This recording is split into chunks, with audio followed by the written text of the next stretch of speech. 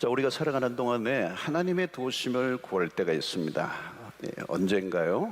아주 주로 어려운 일을 당할 때, 어려움에 처할 때, 공경에 처할 때, 또 우리의 생각대로 되지 않을 때, 우리 주변에 또 여러 가지 상황이 어려운 나를 힘들게 하는 그런 사람들과의 관계 때문에 어려움에 있을 때 우리는 하나님의 은혜를 구하게 됩니다.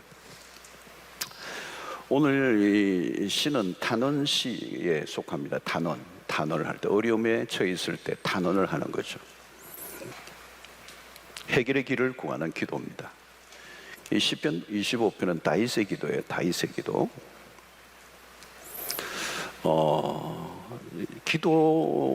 기도이고, 여러분 이 시편은 기도면서 시면서 또 노래면서 다 이렇게 얽혀 있습니다.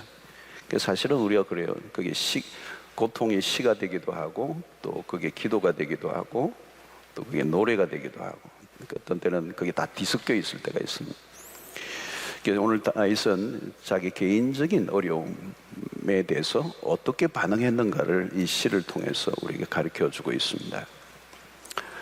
2절을 보면, 나의 하나님이여 내가 주께 의지하였사오니 나를 부끄럽지 않게 하시고.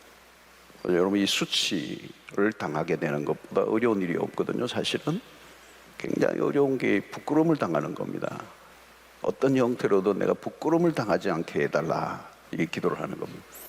그래서 인생에 굉장히 밑바닥에서 하는 기도예요. 그죠? 부끄러움을 당한다, 이건 정말 참을 수 없는 거예요. 우리가 일평생 살아가는 동안에도 이 부끄러움을 당하지 않기 위해서 노력을 하는 것들이 많죠. 근데 나의 원수들이 나를 이겨 개가를 부르지 못하게 하소서. 내 원수들이 있다는 겁니다. 원수들이 나를 이겨서 승리를 노래하는 그런 일들이 일어나지 않게 해달라는 거예요.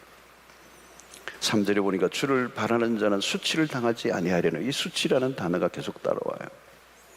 그리고 까닭 없이 속이는 자들은 수치를 당하리이다. 까닭 없이 속이는 자들이 있었다는 거예요. 이렇게 다윗을 어렵게 하는 원수들이 있었습니다. 그리고 이유 없이 속이는 자들이 있었어요. 그래서 다윗은 그들로부터 해방을 받기를 원한다. 자신을 괴롭히는 사람들에 둘러싸여 있는 다윗이 그들로부터 노임을 받기를 원한다는 그런 시입니다. 자, 다윗을 괴롭히는 사람들이 많았는데요, 한둘이 아니에요. 19절에 보니까 내 원수를 보소서. 그들의 수가 많고 나를 심히 미워하나이다. 원수들이 한두 명이 아니고 그 수가 너무 많다는 거예요. 그래서 나를 심히 미워한다. 여러분, 살다 보면 우리를 어렵게 하는 사람들이 나타납니다. 또 우리가 그리스도인들로 이 세상을 살아가다 보면 오늘 그리스도인들에 대한 적대감이 많은 세상에 우리가 살고 있습니다. 괜히 미워하고 괜히 우리를 괴롭히는 사람들, 그런 일들이 우리 일상 속에서 이제 자주 일어나는 것입니다. 특별히 우리가 믿음으로 살아가고자 할 때 우리 주변에 원수들이 나타나는 거죠. 어떤 경우에는 같은 집안 안에서도 원수가 나타나기도 합니다. 인생의 장애물들이 많이 일어날 때 우리는 곤혹스러워하는 것이죠. 그때 우리는 공경에 처해 있다, 그렇게 얘기합니다. 우리가 일상을 살아가면서 또 코로나 이 팬데믹 상황에서 지구촌 전체가 혼란에 빠졌고 또 힘든 이 터널을 지나가고 있습니다. 그러다 보니까 사람들 안에 마음이 좁아지고 또 자주 부딪히게 되고, 그런 우리의 관계들이 뒤틀릴 때가 있습니다. 그리고 괜히 나를 미워하고 또 나를 힘들게 하는 사람들이 있을 때, 자, 다윗은 이런 어려운 공경에 처했을 때 어떤 반응을 했는가 하는 것입니다. 오늘 4절에 보니까 여호와여 주의 도를 내게 보이시고 주의 길을 내게 가르치소서 그랬습니다. 5절에 보니까 주의 진리로 나를 지도하시고 교훈하소서. 주는 내 구원의 하나님이시니 내가 종일 주를 기다리나이다. 여기 눈에 띄는 것은 보이시고 가르치소서, 그리고 지도하소서, 교훈하소서. 성경을 가지고 오신 분들은 줄을 쭉쭉쭉 끄셔야 돼요. 보여주십시오. 가르쳐 주십시오. 지도해 주십시오. 교훈해 주십시오. 자, 이 태도, 여기에서 다윗은 어떤 태도를 보이죠? 배우는 자의 태도를 보여줍니다. 배우는 자의 태도, 학습자의 태도, 학생의 태도예요. 학생의 태도. 가르쳐 주십시오. 보여주십시오. 지도해 주십시오. 교훈해 주십시오. 학생이죠, 학생. 굿 스튜던트. 자, 이것은 다윗이 공경에 처할 때 어떻게 해야 하는가를 우리에게 가르쳐 주고 있는 것입니다. 어려운 상황에 놓일 때 일반적으로 어떤 반응을 보일 것인가, 이게 굉장히 중요한 것이죠. 어려운 상황, 더 어려운 상황에 빠질 건가, 아니면 그 어려운 상황으로부터 모임을 받을 것인가. 많은 사람들은 감정적인 대응을 하죠. 어려운 상황에 빠지시면 감정적 대응을 합니다. 그리고 더 혼란에 빠지죠. 그리고 어려운 일에 부딪혔을 때는 내가 무엇을 해야 되는지 판단하기 어려워져요. 내가 해야 되는지 말아야 하는지, 이 일을 계속해야 될 것인가, 어떤 결정을 내려야 되는 거죠. 우리 인생은 늘 결정을 내리는 거잖아요. 특히 어려울 때, 어려움을 당했을 때, 내 주변에 나를 힘들게 하는 사람들이 있을 때 내가 어떤 결정을 하느냐가 굉장히 중요한 것입니다. 자, 오늘 다윗의 태도에서 배우게 되는 것은 무엇입니까? 다윗은 먼저 어떤 결정을 내리기보다 먼저 하나님의 말씀에 경청하려고 하는 태도를 보이고 있다. 가르쳐 주십시오. 보여주십시오. 교훈해 주십시오. 지도해 주십시오. 다윗은 자신의 문제를 스스로 해결하기 위해서 몸부림을 치고 있지 않습니다. 이 시를 통해서 보여주는 다윗의 태도는 매우 수동적인 태도다. 수동적이다. 배우려고 한다는 겁니다. 가르쳐 달라는 거예요. 여러분, 이건 굉장히 중요한 태도. 다윗이 오늘 시를 통해 우리에게 매우 중요한 태도를 보여주고 있는 것입니다. 여러분, 이 배우고자 하는 태도, 이것을 다르게 배우는 것도 다 같이 배우는 게 아니에요. 배우는 일에 굉장히 적극적인 사람이 있어요. 이것을 배움력이라고 얘기할 수도 있어요. 배움력. 배우려고 하는 그 일에 있어서 굉장히 남다른 사람, 배우는 일에 남다른 사람. 그래서 가르침을 적극적으로 받으려고 하는 사람이 있다. 오늘 다윗이 그런 태도를 보이고 있습니다. 특별히 어려운 일을 당했을 때. 요즘 한국에 여러분 굉장히 이 포스트 코로나에 목숨을 끊는 사람이 많아졌어요. 그들 가운데는 사회적으로 높은 지위에 있는 사람들도 있어요. 세상적으로는 성공했지만 한순간에 추락하는 사람들이 있는 거예요. 한순간에 막막한 거예요. 성공을 했고 자기가 할 수 있는 일을 다 이루어냈던 사람인데 어느 날 한순간 길이 안 보이는 거예요. 막막해지는 거예요. 높은 곳에 올라갔지만 여러분, 그 순간부터 여러분 높은 곳에 올라가면 그만큼 더 위험한 것이죠. 요즘은 여러분 가장들도 마찬가지. 가장들의 이 짐이 굉장히 무거워요. 그죠? 밤늦게까지 일을 하고 돌아와도 참 요즘은 힘들어져. 이 가족들을 위해서 수고하고 애를 쓰는데 충분하게 이 가장들이 존경을 받고 존중을 받고 이런 시대가 아닌 것 같아요. 어떤 경우에는 집에 가면 아무도 안 반겨주고 강아지만 반겨주는 경우 있어요. 깽깽하고 반겨주고 다 자고 막. 여러분, 어떤 앞이 보이지 않는 거죠. 자신의 삶에 뭔가 이렇게 보이지 않으니까 어떤 극단적인 선택을 하는 경우가 많아졌어. 문제가 일어나도 해결의 길이 안 보이는 겁니다. 해결의 길이 보이지 않아요. 막막한 것입니다. 우리가 살아가는 동안에 길이 보이지 않는 상황에 빠질 때가 굉장히 많습니다. 어려움에 빠질 때는 답을 찾아야 돼요. 여러분, 어디에나 길은 있는 겁니다.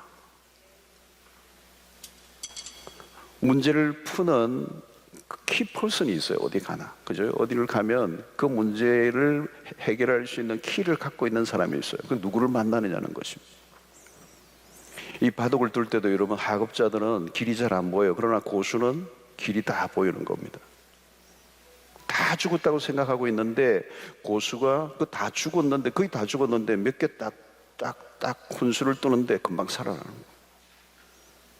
고수에게만 보이는 게 있는 거죠.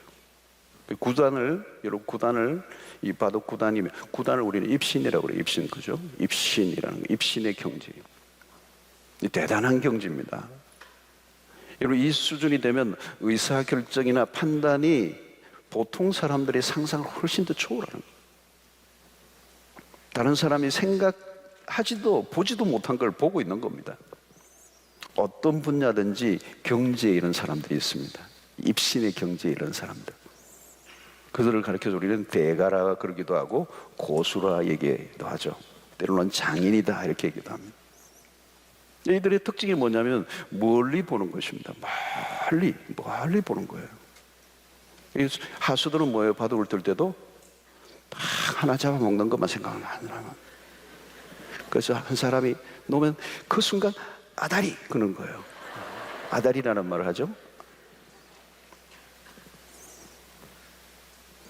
어리석은 자는 일이 벌어진 다음에도 몰라요. 무슨 일이 벌어졌는지.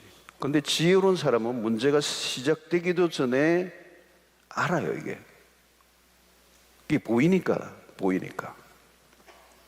그래서 여러분 고수의 어떤 영역이든지 고수의 한마디가 그 모든 혼란에서 빠져나오게 할 수도 있어요. 그래서 이런 워렌 버핏과 이 점심 한 끼를 먹는데 밀리언 이상을 내는 이유가 거기에 있는 거예요. 완전히 어둠에서 빠져나오게 하는 거예요. 모든 혼란에서 빠져나오게 하고 모든 꼬인 것이 그 하나를 딱 풀면서 해결되는 거예요. 여러분 우리는 어려움에 휩싸일 때 길을 찾습니다. 무엇이 문제입니까? 길이 없는 게 아니에요. 길이 나에게 안 보이는 거예요. 길은 있는데 내가 못 보는 거잖아요. 내가 못 보기 때문에 길이 없는 게 아니에요. 길은 있어요. 근데 내가 못 보고 있는 겁니다. 오늘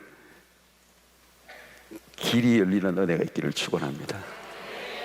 쫙 보이는 역사가 일어납니다. 여러분 길은 있는데 그 상황에서 그 길이 보이지 않는 게 문제예요. 왜 길이 보이지 않는 거죠? 문제가 나보다 크기 때문에요. 내가 감당할 수준을 넘었으면 보이지 않습니다. 해결할 길은 뭘까요? 나보다 더 크신 분을 만나야 되죠. 문제의 해답을 갖고 계시는 분을 만나야 되는 거죠. 이게 다윗은 오늘 그걸 알아는 거죠. 이 시를 통해서 보여주는 다윗은 그걸 알아요. 다윗은 하나님이 자신의 인생의 모든 길의 인도자가 되실 것을 알았다는 거죠. 하나님은 푸는 원리를 만드신 분이에요. 원리를 발견하시는 분이 아니라 원리이신 분이시고 원리를 만드신 분이시고 원리대로 이 세상이 작동되도록 하시는 분이시란 말이죠. 그러니까 하나님은 우리가 마주한 문제보다 훨씬 더 크신 분이십니다. 하나님은 문제를 잘 푸세요. 풀지 못할 문제가 없어요. 하나님은 문제를 푸는 전문가, 해결 전문가이십니다. 하나님은 지혜로우신 분이시고 모든 이 세상의 문제는 하나님의 지혜 안에 있다는 거예요. 그래서 다윗은 어려움 중에 공경 중에 하나님을 찾았습니다. 여러분 이것이 성숙한 그리스도인들이 가져야 할 중요한 자세예요. 그래서 25장 이 시편 25번 전체에서 다윗에게서 우리는 매우 성숙한 모습을 발견하게 됩니다. 문제 속에서 감정적 요동보다는 자기를 미워하고 자기를 속이고 자기를 수치를 드러내게 하는 사람들 속에서 이 감정적 동요를 하기보다는 조용히 기도로 하나님을 찾고 있는 것입니다. 문제 처리의 능력을 겸비하고 있습니다. 다른 말로 하면 여러분 그리스도인들에게 위기 관리는 딴 게 아니에요. 하나님을 찾는 것입니다. 하나님을 만나서 여쭈어야 하는 것입니다. 그런데 여러분 이게 간단한 것 같지만 그렇지 않아요. 왜 많은 경우에는 사람들이요 하나님을 찾지 않아요? 왜 문제가 쉽게 해결되지 않고 더 악화되는 것입니까? 하나님을 찾지 않기 때문에 자기 자신의 힘으로 해결하려고 발버둥을 치는 것입니다. 문제를 그러다가 키우죠. 문제를 만났을 때 극복할 수 있을 것인가 아니면 더 큰 어려움 속에 빠져들어갈 것인가 이걸 우리가 결정하는데 많은 사람들은 더 어려움에 빠지는 경우가 많아요. 그 이유는 모든 해결의 문제를 자기 자신이 스스로 찾아내려고 하기 때문에 해결 방법이 나에게서 나올 줄로 믿기 때문에 하나님을 잘 찾지 않는 것입니다. 여러분, 신자는 문제를 만날 때마다 하나님을 찾아야 합니다. 광야를 지날 때 여러분 모세를 보세요. 모세를 보면 특히 민수기에서 모세는 철저히 그 광야에서 하나님을 찾고 하나님에게 엎드립니다. 백성들이 되어들 때 같이 맞대응하지 않아요. 모세가 얼마나 이런 광야를 지나는데 이 백성들이 얼마나 컸죠. 노예 생활로 잔뼈가 굵었던 430년 동안 대대로 그냥 이 노예로 그냥 뼛속까지 노예 의식이 있는 거예요. 이게 광야에 나왔지만 출애굽했지만 그들은 여전히 거친 백성들이잖아요. 그러니까 모세를 돌로 쳐서 죽이려고 그러고 날마다 대드는 거잖아요. 근데 모세는 맞대응하지 않아요. 하고 싶은 말이 좀 많았겠습니까? 그러나 모세는 무조건 그런 백성들과 맞대응하지 않고 하나님에게 나아갑니다. 하나님이 이 광야의 길을 인도하실 유일한 분이라는 사실을 믿기 때문에. 백성들은 어때요? 길을 못 찾아요. 그러나 모세는 길을 알고 있는 겁니다. 그 길은 바로 하나님을 절대적으로 의존하는 일. 하나님만 따라가면 길은 열리게 되어 있어요. 여러분, 앞에는 홍해, 뒤에는 애굽의 군사들이 추격해 올 때 길이 어디 있습니까? 앞에는 홍해고 뒤에는 애굽의 백성들이, 이 군대들이 추격해 오는데 길이 어디 있습니까? 그러나 하나님은 하나님의 말씀을 따라가니까 바다의 길이 열리는 것이죠. 모세는 그 비밀을 알고 있었던 거죠. 바다도 길이 되게 하시는 하나님, 하나님이 길이 되시고 길을 만드시는 하나님. 광야를 지나는 동안에 문제만 생기면 자동적으로 하나님께 엎드렸어요. 모든 문제의 답은 하나님에게 있다는 것을 믿었기 때문에. 여러분 어떻습니까? 여러분들은 공경에 처했을 때 자동적으로 하나님하고 엎드립니까? 여러분, 이게 그냥 저절로 생기는 태도가 아니에요. 여러분, 문제가 생기면 무조건 하나님께로 나가는 거, 이거 여러분, 많은 사람이 그게 잡혀 있잖아요. 그렇게 습관적으로 나가지 않아요. 하나님께로 나아가는 것은 갑자기 습득되는 기술이 아니에요. 하나님을 찾는 것이 자연스러워지도록 우리는 계속 훈련해야 돼요. 여러분, 오늘 이 밤에도 여러분들은 하나님을 찾는 훈련이 되셔서 이 자리에 오신 거예요. 오늘 이 자리에 안 오신 분들 가운데 문제가 하나도 없는 분이 계실까요? 없어요. 문제가 있어도 하나님을 찾지 않는 사람이 더 많아요. 근데 여러분들은 문제가 있는데 그 문제를 하나님이 답이 되시고 길을 내신다는 사실을 믿기 때문에 하나님을 찾는 훈련이 되셔서 이 금요일 오신 거예요. 기도의 자리로 오신 거라니까요. 여러분, 평소 하나님을 찾은 사람이 문제를 만났을 때 하나님을 찾는 거예요.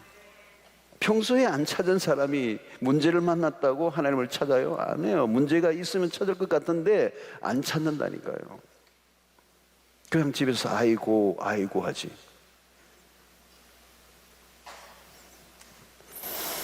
여러분, 하나님을 찾는 것이 문제를 푸는 가장 빠른 길입니다. 하나님은 오답이 아닌 확실한 답을 가지고 계세요. 사업을 하든지 뭘 하든지 어떤 일이 꼬였든지 내가 생각하기에는 어떤 문제를 할지라도 우리의 인생의 문제가 꼬이면 하던 일손을 딱 멈추고 하나님을 찾을 줄 아는 거.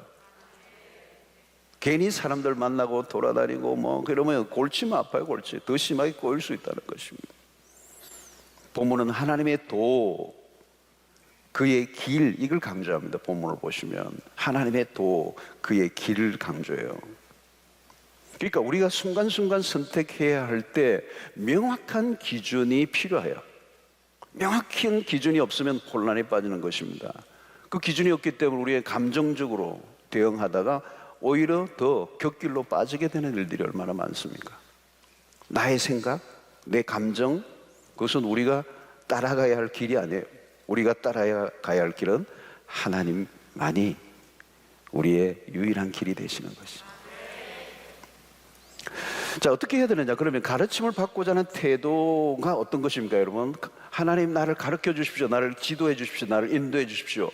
그 태도가 뭐예요? 그게 기도라는 것입니다. 왜 기도인가? 우리는 기도를 통하여 성령의 도움을 얻을 수 있기 때문에 그래요. 여러분, 우리에게 가장 위대한 교사는 성령님이십니다. 고린도전서 2장 10절에 보니까 오직 하나님이 성령으로 이것을 우리에게 보이셨으니 성령은 모든 것 곧 하나님의 깊은 것이라도 통달하시느니라 그랬어요. 인생의 문제와 비밀을 성령을 통하여 깨우쳐 주신다, 보여주신다, 통달하게 하신다. 놀라운 지혜를 얻게 하신다는 거예요. 놀라운 지혜를 얻게 하신다. 혼란 가운데 있는데 기도하다 보면 성령께서 맥을 잡게 해주신다. 포인트를 잡게 하신다. 핵심을 알게 하신다. 본질을 알게 하신다. 길을 알려주신다. 답을 찾게 하신다. 지혜를 얻게 하신다. 통찰력을 주신다. 판단력을 주신다. 그런 거예요, 여러분. 성령의 도우심을 받는다는 것은 다른 게 아니에요. 우리가 이전에 못 봤던 것들을 보게 하는 거예요. 더 정확하고 선명하게 보게 하는 것입니다. 문제가 뭔지를 정확하게 알게 하십니다. 해결할 수 있는 길이 무엇인지를 정확하게 알게 하십니다. 이것은 여러분 그리스도인들이 누리는 특권입니다. 왜? 우리 안에 성령이 계시기 때문에. 가장 위대하신 교사이기 때문에. 여러분, 우리는 무엇을 열심히 한다고 되는 게 아니에요. 문제를 잘 풀어나가는 사람들의 특징을 여러분도 보시면요, 핵심 파악을 정확하게 하는 거거든요. 이 문제의 핵심이 뭔가를 알아야 돼요. 막 문제가 막 꼬이고 이제 복잡해졌을 때, 대혼란 속에 빠져 있을 때 딱 정확하게 본질을 꿰뚫는 사람이 있어야 돼요. 그러려고 하면 여러분, 우리가 성령의 도우심을 받아야 되는 것입니다. 성령의 도움을 받는 것은 우리 그리스도인들의 특권이에요. 우리의 특권이에요. 여러분, 세상 사람들이 이런 비밀을 모릅니다. 성령이 없는 사람들과의 우리는 게임이 안 되는 거예요, 여러분. 우리의 비밀 병기는 성령님이 있어요. 성령과의 인격적인 교제 가운데 있다 보면 우리에게 교훈을 알려주시고 주의 도를 보여주시고 우리를 가르쳐 주셔서 어떤 것을 선택해야 되는지를 분명히 알게 하신다는 거예요. 자, 그럼 오늘 그 가르침과 인도와 교훈을 잘 받으려고 하면 어떻게 해야 되는가를 몇 가지 우리가 오늘 이 밤에 살펴보려고 그래요. 첫 번째는 9절에 있어요. 온유한 자를 정의로 지도하시며 온유한 자에게 그의 도를 가르치시로다 그랬어요. 자, 온유라는 단어가 나왔어요. 누가 잘 지도를 받는가, 누가 잘 가르침을 받는가, 누가 그 문제와 공경으로부터 빠져나오게 할 거냐. 그 말은 온유한 마음을 가지고 있어야 된다는 거예요. 하나님의 인도를 받으려고 하면 온유해야 된다는 거예요. 머리에 뿔이 달려 있으면 안 돼요. 온유해야 된다는 거예요. 온유. 여러분, 인간은 누구나 지도받는 걸 싫어해요. 애들도요, 좀 가르치려고 하면 알아 그래요. 지가 뭘 알아. 다 안 돼요. 다 안 돼. 다윗은 온유하고 겸손한 태도를 보인다는 것을 얘기하고 있는 거죠. 이런 교만한 사람들은 바른 길을 갈 수가, 자기가 스스로 바른 길을 갈 수 있다고 믿는 것입니다. 언제나 자신이 옳다고 자랑을 해요. 자신이 얼마나 연약하고 무지한 자인 걸 알지 못합니다. 여러분, 우리는 온전하게 바른 길을 갈 수가 없어요. 우리는 너무 미련하고 무지합니다. 여러분, 우리가 얼마나 무지한 사람인지 몰라요. 이걸 인정해야 돼요. 그게 온유함이에요, 여러분. 끊임없이 하나님의 인도와 가르침을 받으려고 하는 태도. 주여 나를 가르치소서. 이게 여러분 우리의 일상의 매 순간에 기도해야 합니다. 우리는 배워야 해요. 여러분, 다윗은 지금 청소년기에서 지은 시가 아닙니다. 이미 삶의 많은 경험을 한 사람이에요. 그는 백전노장입니다. 그럼에도 그는 지금 어린 아이와 같은 태도를 보이고 있는 거예요. 이게 온유함이에요. 어린 아이와 같은 태도, 어린 아이와 같은 태도로 무엇으로 가득 차 있는, 그래서 가르침을 받고자 하지 않는 그런 태도가 아니에요. 아주 어린 아이예요. 여러분, 신앙생활이란 무엇일까요? 가르침을 받고자 하는 태도를 계속 유지해 가는 것입니다. 누가 신앙생활을 잘하는 사람입니까? 언제나 어린 아이와 같은 태도를 가진 사람이에요. 어느 순간인가 우리는 여러분 무엇인가로 꽉 차 있는, 다 돼 있는 것처럼, 여러분 그러면 하나님의 인도를, 하나님의 도움을 받을 수가 없습니다. 우리 흔히 그러죠. 노련미, 경륜. 여러분 그런 거 너무 좋아하지 마세요. 왕창 깨져요. 항상 하나님 앞에서 어린아이처럼 발발 기어야 돼요. 하나님, 난 아무것도 몰라요. 나를 가르쳐 주십시오. 여러분, 우리는 하나님으로부터 가르침을 받아야 될 것들이 너무 많습니다. 하나님이 우리를 가르쳐 주시지 아니하시면 여러분, 우리는 온전한 길을 갈 수 없는 사람이에요. 하나님 우리의 길을 열어주시고 우리의 눈을 열어주시고 우리의 가는 길을 밝혀주시지 아니하시면 우리는 헤맬 수밖에 없습니다. 여러분, 우리의 삶은 너무도 사실 복잡해요. 살아가다 보면 난제들이 얼마나 많습니까? 아무리 밤을 새워서 고민을 해도 답이 안 나와. 머리만 아파. 그리고 무슨 생각이 났는데 그걸 결정하는데 돌이킬 수 없는, 오히려 더 악화되는 결과가 얼마나 많습니까? 우리 젊은, 여러분 연세 드신 분들 생각해 보세요. 젊은 날의 일들을 돌아보면 얼굴이 화끈거려. 왜 내가 그때 그런 결정을 했었나? 어이없는 행동을 했던 거예요. 돌아보면 숱한 날들, 잘못된 결정들, 잘못된 판단들, 이 미스테이크들이 얼마나 많아요. 내 삶에 후회가 되는 부분이 다 그거잖아요. 내 인생을 그냥 미끄러지게 만들고 나락으로 떨어지게 만들고 실패하게 만들었던 그 숱한 그 순간에 왜 내가 그런 결정을 내렸을까?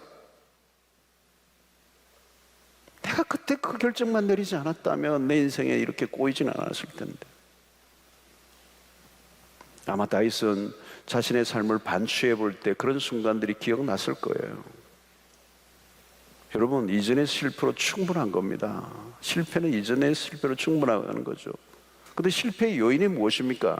하나님의 지도를 받지 않았다는 겁니다. 그래서 오늘 4절에 여호와여 주의 도를 내게 보이시고 주의 길을 내게 가르쳐 주십시오. 여러분, 하나님은 당신의 말씀으로 우리를 가르쳐 주십니다. 주의 도를 내게 보여주십시오. 하나님의 말씀이죠. 말씀을 통하여 우리가 갈 길을 알려주십니다. 온유하는 자는 누구예요? 그 말씀에 귀를 기울이는 자들이에요. 하나님의 말씀을 통해서 당신의 지혜를 우리에게 흘려보내시는 것이죠. 그래서 우리가 이전에 한 번도 생각해 보지 못했던 것들을 알려주시는 겁니다. 하나님은 온갖 묘수를 다 가지고 계세요. 하나님의 그 지혜의 도움을 얻으면 이길 자가 없는 것입니다. 오늘 여러분, 우리 어린아이와 같이 온유한 자로 설 수 있게 되기를 바랍니다. 난 어린아이예요, 하나님. 여러분, 하나님 앞에서 여러분 어린아이예요. 어린아이 정도도 아니에요. 베이비예요, 베이비. 하나님 연세 많으세요. 내가 100살이라도 하나님 보기에는 아무것도 아니에요.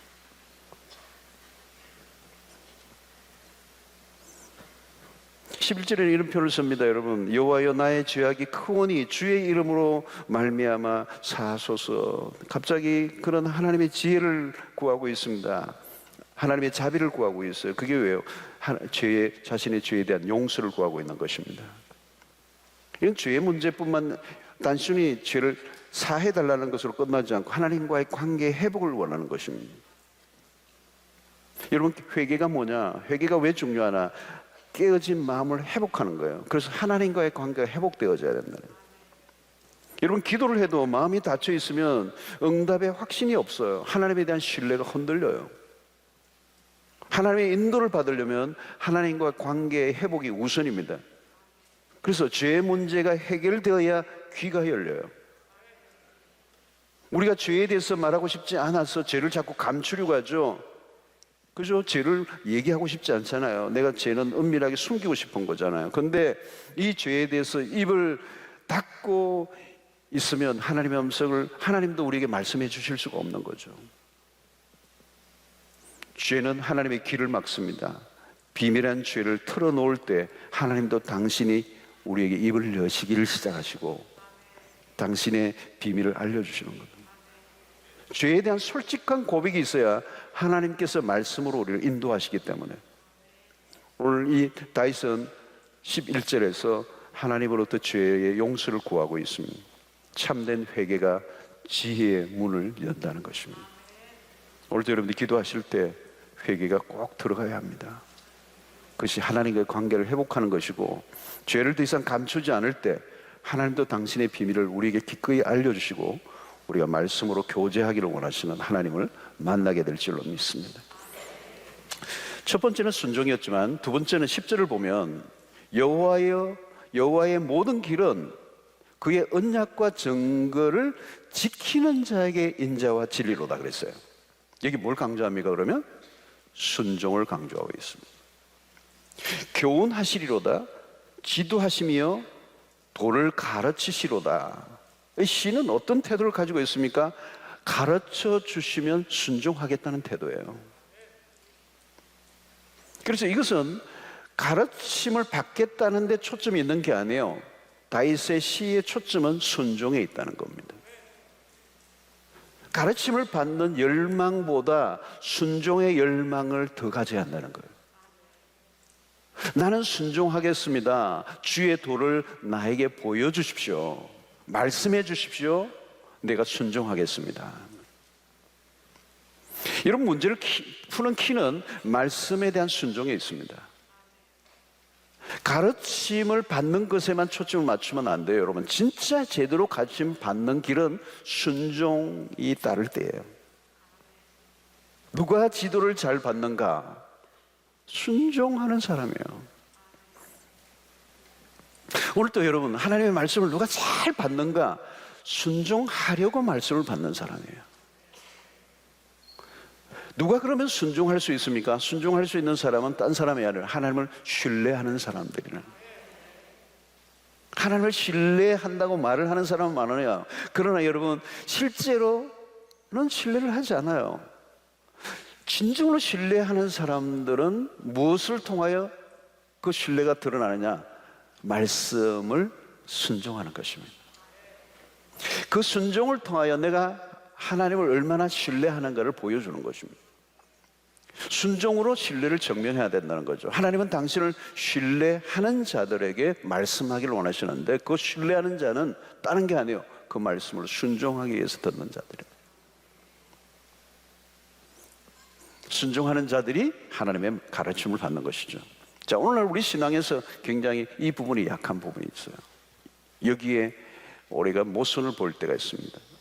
얼마나 많이 공부를 하고 얼마나 많이 말씀을 듣지만 구체적으로 그 말씀을 우리가 순종하려고 하지 않기 때문에 정확하게 그 가르침을 우리가 받지 못하고 있는 것입니다. 하나님은 우리를 계속 가르쳐 주시기를 원했어요. 근데 우리가 그 가르침을 받지 못하는 이유는 순종하려고 하는 태도로 그 말씀을 받고 있지 않기 때문이라는 것입니다. 순종의 태도가 없으면 귀에 말씀이 들리지 않아요. 왜 여러분 엘리 제사장 시대가 말씀이 희귀한 시대가 되었습니까? 하나님의 말씀하시는 분인데 왜 그 시대가 하나님의 말씀이 희귀한 시대가 되었죠? 말씀에 대한 지속적인 불순종 때문이었다는 거예요. 하나님의 말씀을 의도적으로 계속 무시하면 어떻게 돼요? 하나님의 말씀이 끊기게 된다는 거예요. 안 들려요. 똑같이 앉아 있는데 전혀 반응을 하지 않는 거죠. 귀가 닫혀버렸습니다. 말씀을 순종하는 사람의 귀를 열어주시고, 그리고 그 말씀을 통하여 그들을 인도해 주신다는 거예요. 그리고 여러분, 말씀을 들을 때 가장 좋은 태도는 뭐냐? 하나님 말씀해 주십시오. 내가 순종하겠습니다. 사무엘의 태도죠. 말씀을 들을 때 좀 더 알기를 원합니다. 이것보다 더 중요한 것은 좀 더 순종하기를 원합니다. 순종의 태도가 없으면 배울 수가 없습니다. 순종이 최고의 학습이에요. 말씀이 떨어지면 그대로 실행에 옮기려고 하는 자가 복이 있는 줄로 믿습니다. 그러면 지혜의 문이 열리는 겁니다. 우리의 삶의 모든 문제를 열어주시는 것입니다. 말씀이 떨어질 때 그 말씀을 그대로 실행에 옮기게 될 때 말씀이 현실이 되고, 그 말씀을 내가 직접 경험하게 되고 그 약속이 이루어지는 것을 경험하게 된다는 거죠. 여러분, 우리가 계속 말씀을 많이 들어요 요즘. 그리고 순종에 옮길 만한 귀에도 가지기 전에 또 다른 말씀을 들어요. 오늘 여러분들이 이 말씀을 듣고 내가 순종할 수 있는 것이 무엇인지를 계속 듣고 하나라도 분명히 순종하고자 하는 이 결단을 계속 옮기는 이 훈련이 우리에게 되어져야 되죠. 그때 하나님께서 우리를 선한 길로 주의 도를 가르쳐 주시고 보여주시고 인도해 주실 줄로 믿습니다.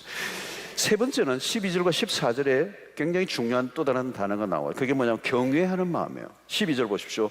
여호와를 경외하는 자 누구냐? 그가 택할 길을 그에게 가르치시로다 그랬어요. 경외하는 자예요. 경외하는 자. 14절에 보세요. 여호와의 친밀하심이 그를 경외하는 자들에게 있으며 그의 언약을 그들에게 보이시로다.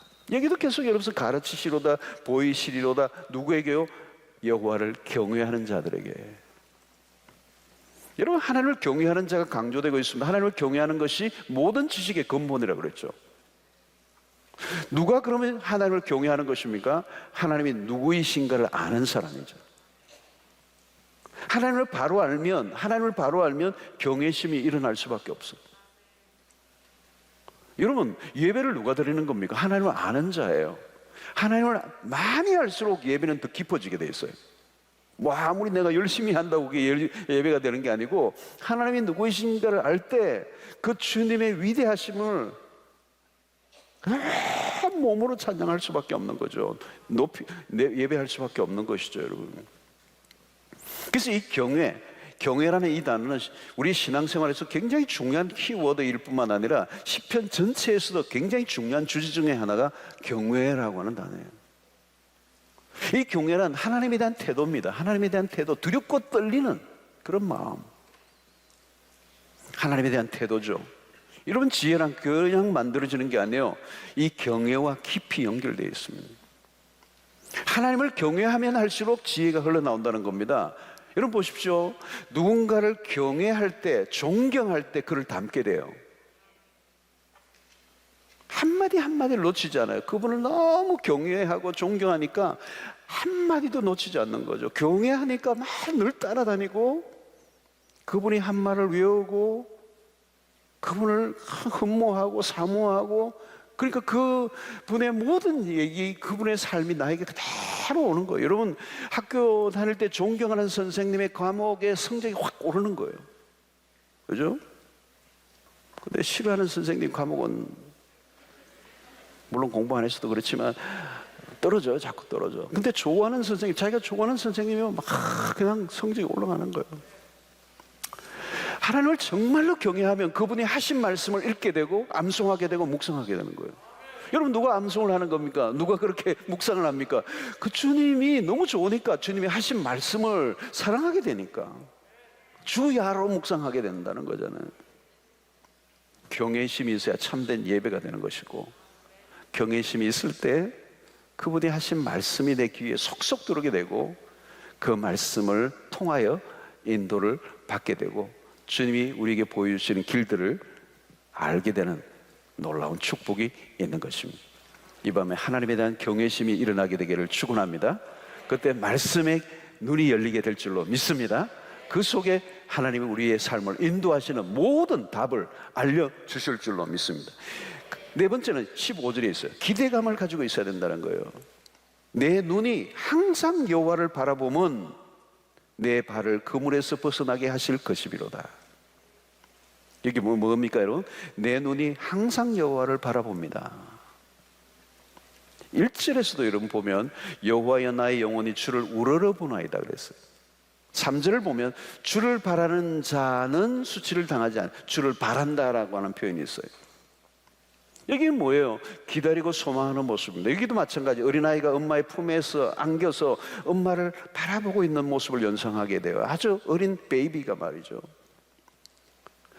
여러분, 누군가를 기다릴 때 문 쪽으로 눈이 가 있습니다. 조금이라도 문이 삐끗하면 그냥 돌아보고 있는, 신경이 항상 거기에 곤두서 있는 거죠. 여러분, 주님을 바라는 사람들이 그렇다는 거죠. 항상 오늘 여기 보면 나의 영혼이 항상 주님을 바라본다는 거죠. 그게 15절에 있는 말씀이에요. 내 눈이 항상 여호와를 바라보면, 이렇게 얘기하고 있습니다. 이것은 뭘죠? 항상 바라본다는 말은 그분을 기대하고 그분에게 민감해져 있다는 거죠. 여러분, 누가 가르침을 받을 수 있습니까? 가르침을 받아야 그 어려움에서 벗어날 수 있기 때문에 그분을 항상 기대하고 기다리고 있는 모습, 하나님에게로 신경이 계속 곤두서 있는 모습, 그분 하나님을 기다리고 있는 모습이라는 거예요. 성도 여러분, 하나님을 어떻게 기다리고 있습니까? 그냥 가만히 기다리는 것입니까? 오늘 다윗은 하나님을 기다리는데 그 기다림의 표현이 뭐죠? 기도하는 것입니다. 신자는 그냥 기다리는 게 아니고 기도하며 기다리는 거예요. 기도하는 가운데 하나님의 음성을 기다리는 거예요.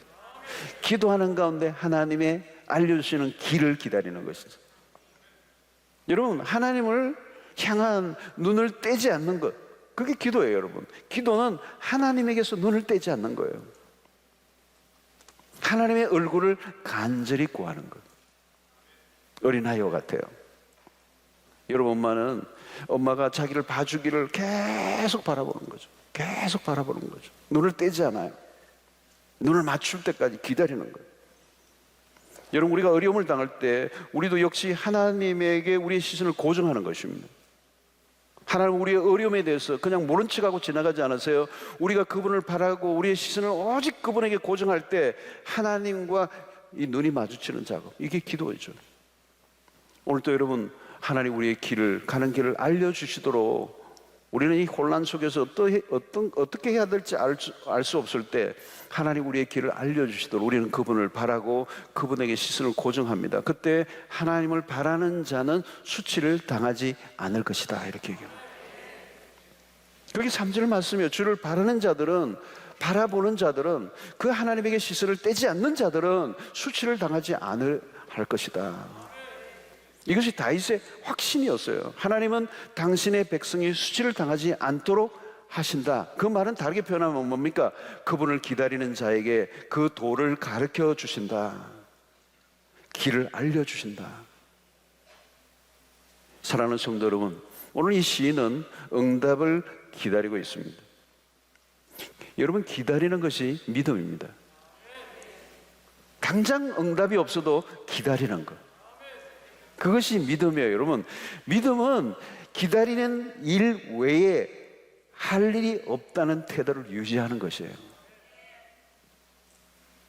다른 아무것도 내가 할 일이 없습니다. 나는 하나님을 기다리는 것 외에는 내가 할 수 있는 일이 아무것도 없습니다. 그리고 기다리고 있는 그 태도가 믿음이라는 거예요.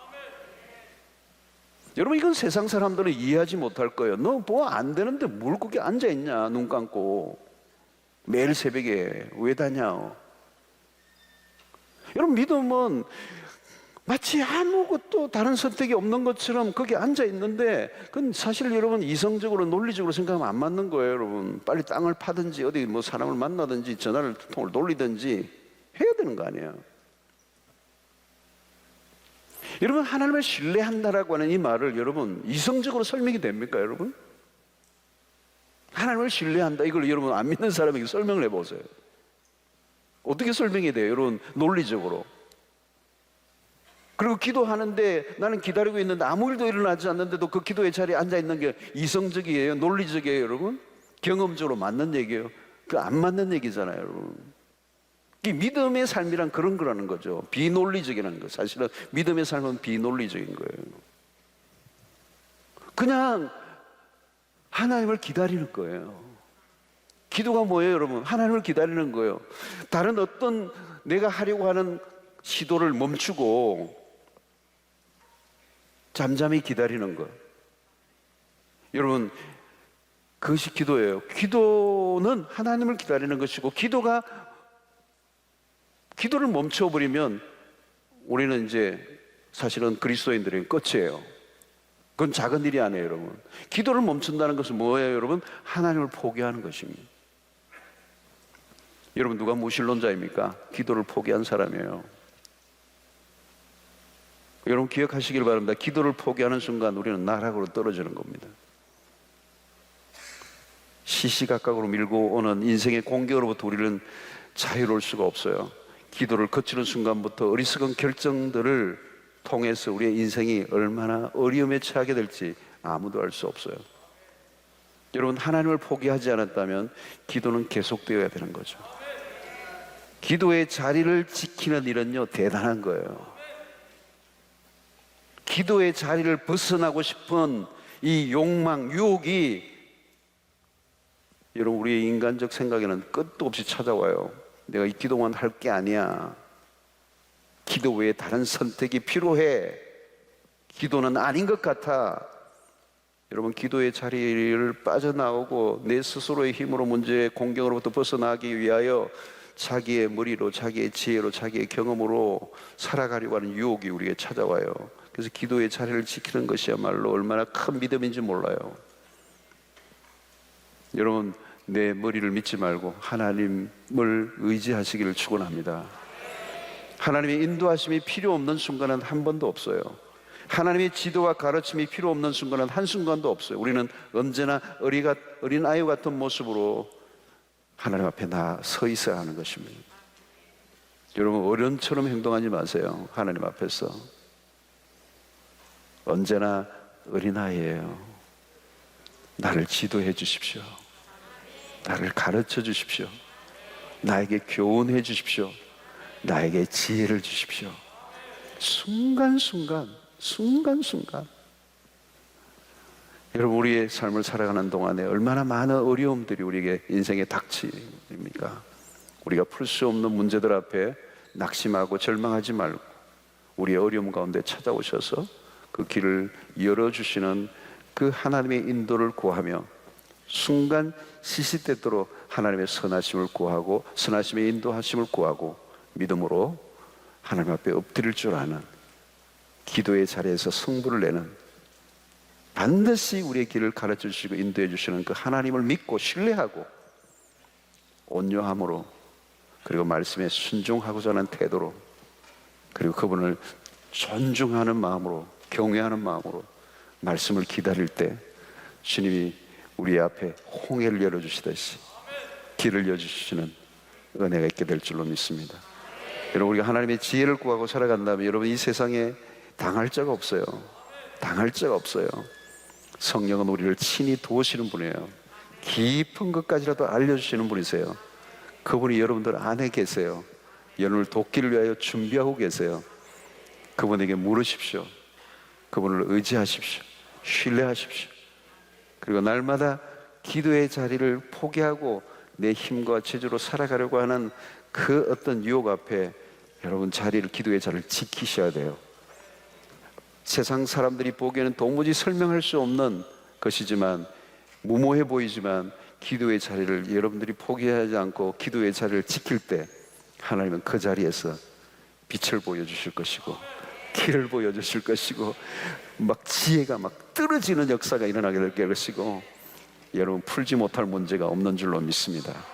하나님 우리 인생의 다른 레벨로 인도해 주실 줄로 믿습니다. 여러분, 아무리 지금 어려운 시대가 와도 하나님의 백성들, 하나님의 길을, 그의 도를 가르쳐 주시면 여러분 고수가 되는 줄로 믿습니다. 여러분들이 여러분의 인생에 다른 사람들에게 가르쳐주고 그 길을 알려주는 그런 카운슬러가 되시고, 여러분들이 다른 사람들 알려주는 그 믿음의 그런 선각자의 역할을 할 수 있어요. 그 은혜가 여러분들에게 이 밤에 임하게 되기를 주의 이름으로 축원합니다.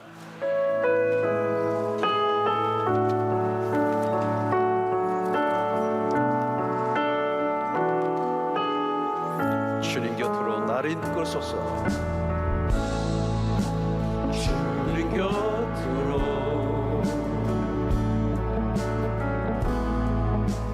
나를 이끌소서. 내 모든 것 다 의리며 주 음성